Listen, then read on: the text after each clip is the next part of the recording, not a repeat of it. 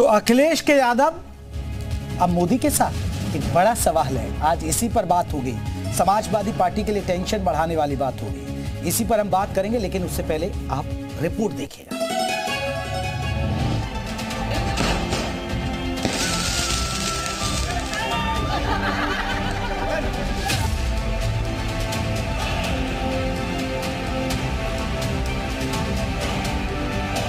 मेरे जैसे छोटे से कार्यकर्ता को हमारे सभी मित्रों ने मिलकर के और आपके मार्गदर्शन में जो जवाबदारी दी, यद्यपि मैं उस लायक नहीं हूँ, लेकिन आप सबका प्रेम, आपका आशीर्वाद, सहयोग मिलेगा तो निश्चित रूप से मैं कोशिश करूँगा। एक बार फिर आप सबका आभार, धन्यवाद।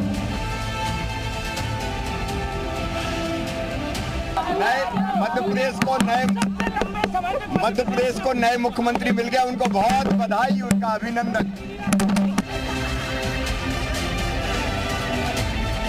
भारतीय जनता पार्टी का कोई भी कार्यकर्ता कभी कल्पना नहीं करता है कि वो पीएम बनेगा, सीएम बनेगा, कुछ भी बनेगा। जैसी पार्टी ने जिम्मेदारी दी है वैसे हम निभा रहे हैं। बिल्कुल, बहुत बहुत धन्यवाद भैया, बहुत बहुत धन्यवाद। उम्मीदवार के रूप में विधायक दल ने सर्वसम्मति से चुना और भाई मोहन यादव जी मध्य प्रदेश के मुख्यमंत्री हैं, जिनके नेतृत्व में प्रदेश विकास के रास्ते पर आगे। एक सामान्य कार्यकर्ता सहज रूप में जो पार्टी का झंडा उठा करके सामान्य कार्यकर्ता की तरह चलता रहा हो, उसको पार्टी मुख्यमंत्री तक की भूमिका देती है। छत्तीसगढ़ में हो या मध्य प्रदेश में, जिस तरह से सामान्य कार्यकर्ताओं को भूमिका मिली है, इससे विपक्षी दलों के पेट में जरूर दर्द हो रहा है। 24 की बहुत बड़ी तैयारी है। उत्तर प्रदेश से ही बीजेपी आई थी, 14 में आए थे, 24 में चले जाएंगे। मोहन यादव जी बहुत एक्सपीरियंस पर्सन हैं। विद्यार्थी परिषद से उन्होंने भारतीय जनता पार्टी में काम करा है। सरकार चलाने में पूर्णतः सफल होंगे।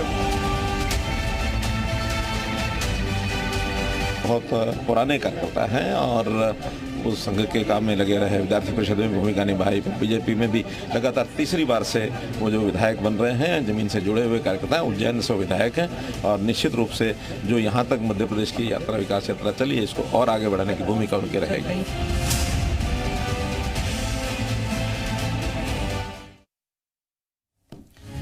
यहाँ इसी पर हम चर्चा करेंगे। अखिलेश के यादव मोदी के साथ, ये एक बड़ा सवाल है और सवाल हमारे बहुत सारे हैं। 2024 के इलेक्शन में असर करेगा मोदी का यादव दाव। बीजेपी के साथ आएगा सपा और आरजेडी का जो कोर वोटर माना जाता है। बिहार में आरजेडी का माना जाता है, इधर सपा का माना जाता है। मोदी की यादव नीति टेंशन में विरोधी, बड़ा सवाल है। टेंशन तो नहीं बढ़ गई अब। मोदी का दाव होगा यादव वोटों का बिखराव, यानी मोदी ने जो दाव चला है उसका यादव वोटों का बिखराव होगा। इन तमाम पहलुओं पर हम चर्चा करेंगे, क्योंकि ये बड़ा सवाल है। पहली बार माना जा रहा है कि बीजेपी ने किसी यादव चेहरे पर दाव खेला है, किसी को मुख्यमंत्री बनाया है। उम्मीद भी नहीं की जा रही थी कि कोई चेहरा आएगा, ऐसा चेहरा आएगा। ये एक सबसे बड़ी बात है। तो ये वो तमाम सवाल हैं जिन पर हम बात करेंगे, इन पर हमारी चर्चा होगी। हमारे साथ खास मेहमान भी जुड़ेंगे। जैसे जैसे हमारे साथ मेहमान जुड़ेंगे तो उन पर हम चर्चा करेंगे। तो अखिलेश के यादव मोदी के साथ, ये एक बड़ा सवाल है। अब मोदी के साथ आएगा, क्योंकि देखिए आपको समझना होगा, मध्य प्रदेश में यादवों की संख्या ठीक ठाक है। यूपी में तो आपको पता ही है कि अखिलेश यादव या मुलायम सिंह यादव को मुखिया बनाने में, यानी मुख्यमंत्री बनाने में यादवों की अहम भूमिका रहती है। और मध्य प्रदेश और उत्तर प्रदेश आपस में लगते हुए जिले हैं। इसके अलावा हरियाणा में भी यादव भी हैं, हरियाणा में भी यादवों की खास संख्या है। तो हमारे साथ आपको बता दें, कई खास मेहमान जुड़ेंगे। अपने मेहमानों को मैं परिचय करा दूं जल्दी से। हमारे साथ जुगल किशोर रहेंगे, प्रवक्ता बीजेपी के। अभिषेक राय रहेंगे, प्रवक्ता एसपी के। अभिमन्यु त्यागी रहेंगे, प्रवक्ता कांग्रेस के। बॉबी लॉरेंस रहेंगे, राजनीतिक विश्लेषक है, वो भी हमारे साथ जुड़ेंगे। जैसे जैसे मेहमान जुड़ते जाएंगे हम चर्चा में उनको शामिल करते जाएंगे। अभी हमारे साथ अभिमन्यु त्यागी हैं, प्रवक्ता है कांग्रेस के। अभिमन्यु जी, कैसे देखते हैं कांग्रेस इस फैसले को? आपको और पैनल मौजूद सभी लोगों को नमस्कार, जय हिंद, वंदे मातरम जी। देखिए शर्मा जी, कांग्रेस पार्टी तो हमेशा से जात मजहब से अलग बात करती है। हम तो मुद्दे आधारित आंदोलन करते हैं और सर्व समाज की बात करते हैं। हर उस तबके की बात करते हैं जो मुख्य धारा में नहीं है, उसको जोड़ने की बात करते हैं, उसको मुख्य धारा में लाने की बात करते हैं। अभी ये भारतीय जनता पार्टी का अभी इंटरनल मामला है, किसको चाहते हैं बनाना, किसको नहीं चाहते वो ये जाने। लेकिन हम इतना जानते हैं कि जो जो इन लोगों ने वादे किए थे जनता से जो वादे किए हैं इन्होंने 2014 से त्यागी जी, केंद्र में और अब त्यागी जी वो ठीक है, आप सबकी बात करते हैं त्यागी जी, आप सबकी बात करते हैं। मान लीजिए कहीं कोई सीट होती है जिस पर आप उम्मीदवार उतारना चाहेंगे, या लोकसभा में भी होता ही है, तो उसका कास्ट फैक्टर मायने रखता है ना, कितने बाहुल की यहाँ पर क्या संख्या है, कितने वोटर यहाँ पंडितों के हैं, कितने यादवों के हैं, कितने यहाँ जाटवों के, कितने ओबीसी है, ये सब देखा जाता है ना, आकलन तो किया जाता है। तो ये इसलिए इसको इग्नोर तो नहीं कर सकते ना हम। मैं कहना चाहता हूं, मैं मानता हूं जो आपने बातें कही है वो सत्य है, लेकिन यह बात भी सत्य है कि ये जो चुनाव होने जा रहा है, ये मुद्दे आधारित चुनाव होने जा रहा है। जनता रोजगार की बात करना चाहती है, जनता पूछना चाहती है, जो 2 करोड़ रोजगार हर साल देने का वादा किया था, 20 करोड़ रोजगार 10 वर्षों में कहां गया 350 रुपए का सिलेंडर, कहां गया 35 रुपए का पेट्रोल। तो नौजवान चाहता है कि अग्निवीर में नहीं जाना चाहता, नौजवान पक्की नौकरी चाहता है। हमारी माताएं, गृहिणी, आमजन, मध्य वर्ग चाहता है कि जिस तरह से महंगाई लगातार बढ़ती जा रही है उस पर नकेल कसा जाए। तो मैं फिर से ये कहना चाहूंगा, ये भारतीय जनता पार्टी का अपना इंटरनल मामला है, लेकिन इतना जरूर कहना चाहूंगा कि भारतीय जनता पार्टी ने जो वादे किए जी, अभी तो मुद्दे तो आपको बताकर आ गई ना जनता, ये छत्तीसगढ़ की और राजस्थान की जनता आपको बताकर आ गई, और मध्य प्रदेश की जनता ने ये बता दिया कि हम तो फिर से बीजेपी चाहते हैं। जी, मैं कहना चाहता हूं कि 4 राज्यों के चुनाव में कांग्रेस पार्टी के 10 लाख जो वोट जो हम लोगों को मिले हैं वो एक्स्ट्रा मिले भारतीय जनता पार्टी से। 40% का वोट शेयर है, तो बिल्कुल निकट का चुनाव था, बिल्कुल एक तरफा चुनाव नहीं था। मोदी लहर नाम की कहीं कोई चीज पूरे चुनाव में दिखी नहीं, इन लोगों को पसीना आ गया था। बहुत बढ़िया चुनाव कांग्रेस पार्टी ने लड़ा, और निश्चित तौर पर 2024 में कांग्रेस पार्टी इंडिया अलायंस की सरकार देश में बनने जा रही जी। लेकिन आपको नहीं लग रहा कि कुछ यहाँ कुछ नफा नुकसान होगा क्या? क्या नफा नुकसान होगा? जो भी लोग काम करेंगे नहीं, आपकी सहयोगी दल है, सहयोगी दल है आपकी, सपा के लिए कोई टेंशन की बात तो नहीं रहेगी? पार्टी के प्रवक्ता राय साहब बता पाएंगे। ठीक है, राय साहब भी जुड़ गए। राय साहब टेंशन में तो नहीं है? किस चीज की टेंशन हम लोग को होगी? सर, यादव मुख्यमंत्री बन गया, समझ नहीं पाया टेंशन तब 2 ही नाम सुनते थे हम लोग, मुलायम सिंह यादव, लालू यादव, फिर सुना कि अखिलेश यादव, इधर अब यादव, यही 2-3 नाम सुनते थे। अब हमें मोहन यादव भी सुनने को मिलेगा, और वो भी बीजेपी से। देखिए, इससे क्या फर्क पड़ता है? जो भाई क्या कहते हैं चुना हुआ नेता होता है वो बनता है मुख्यमंत्री, इसमें हमें कोई दिक्कत नहीं। और हमें क्या करना है क्या नहीं करना है ये तो हम लोग जानते हैं। और यादवों का साथ क्या है या किसी जाति विशेष के लिए बात हम नहीं करते, हम तो सर समाज को लेकर आगे बढ़ते हैं। राष्ट्रीय अध्यक्ष हमारे कहते हैं, हम तो नेताजी की बात उस पर चलते हैं।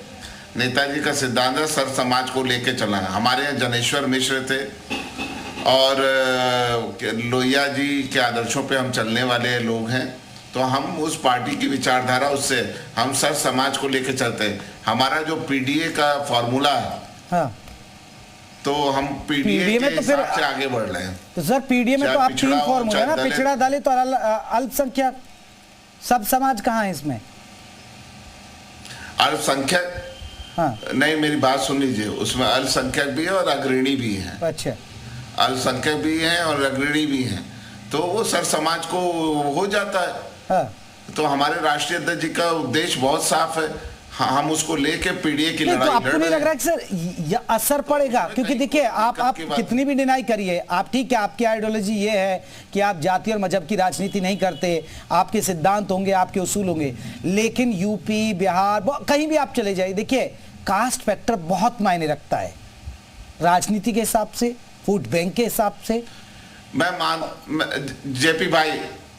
जेपी भाई मैं आपकी बात को बिल्कुल मानता हूं, मैं एग्री करता हूं कि देखिए समाज में क्योंकि शिक्षा नहीं बढ़ रही, भारतीय जनता पार्टी की जो सरकारें हैं जहां भी हैं, और उन लोगों ने शिक्षा को बिल्कुल बढ़ोतरी नहीं दी, तो आज भी हम कास्ट सिस्टम पे लड़ रहे हैं और सारी चीजें उस हिसाब से हो रही, जातिवाद की बात हो रही है, सारी चीजें उस हिसाब से हो रही।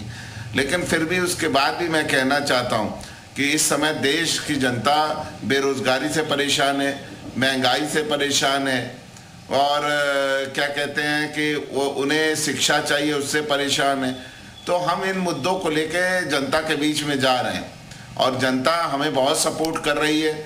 जब से समाजवादी पार्टी स्टैब्लिश हुई 2022 में उसे सबसे ज़्यादा मत प्रतिशत मिला, 346 सीटों पे लड़के हमने 38% मत हासिल किए।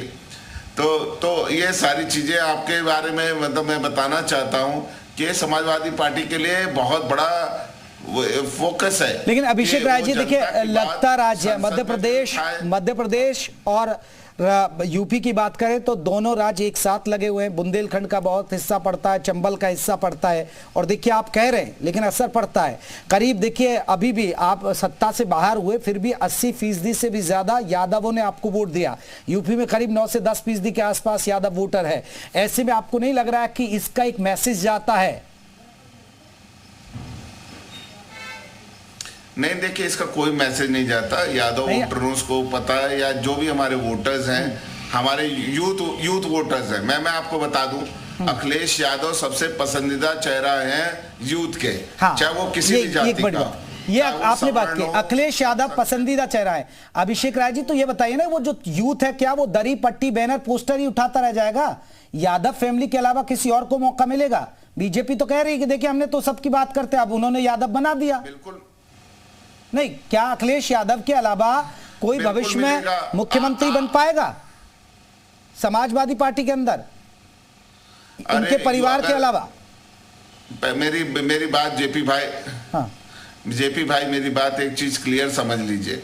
हमारे राष्ट्रीय अध्यक्ष जी बहुत त्यागी आदमी है, बहुत त्याग करते हैं, और वो हमेशा कहते हैं ना, ये तो हमारा प्रेम है उनके लिए कि मैं भले भूमियार ब्राह्मण हूँ, लेकिन मैं फिर भी मैं राष्ट्रीय अध्यक्ष जी के पीछे खड़ा हूँ, और मुझे लगता है कि वो उनको ही नेता बनना चाहिए। ये तो हमारी पार्टी का निर्णय होगा कि कौन मुख्यमंत्री बनेगा। लेकिन